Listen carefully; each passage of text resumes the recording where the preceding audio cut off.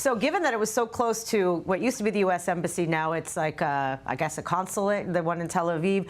I mean, it could have been so much worse. I mean, is it possible that it was a coincidence that it ended up that close to the American embassy? Well, it seems to me that the main thing is to realize it was not a Houthi drone launched at Israel.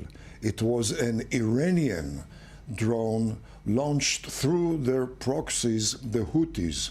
And it is the Iranians who are at the core of Houthi terrorism, which haunts every single pro-American Arab ally in the Persian Gulf, Arabian Peninsula.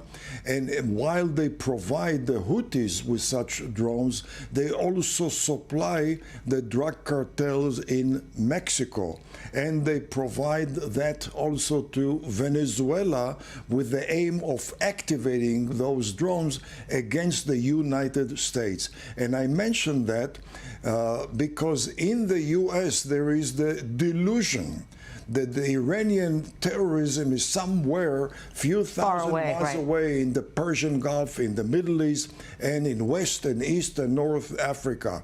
Iranian terrorism is very active right there on the soil of the U.S., and it's not my assessment.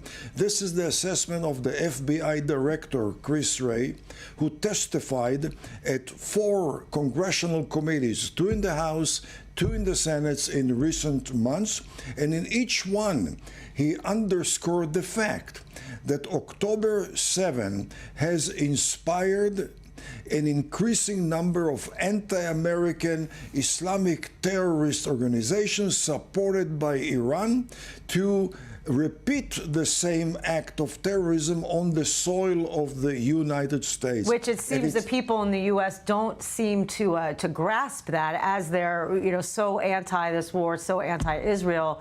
How is it going to sink in that it's coming there too? Pro or anti-Israel, it's a question: are you pro or anti-American interest? At this stage, and for the last 45 years, the State Department has been engaged in a diplomatic option in relation to the Ayatollahs of Iran. And after 45 years, realizing the diplomatic option has been the major tailwind bolstering anti-American, Iranian-inspired terrorism, it's time for the State Department and the White House to realize that the Ayatollahs of Iran are not partners for negotiation. They should be a target for regime change. Wow. All right, we'll be back.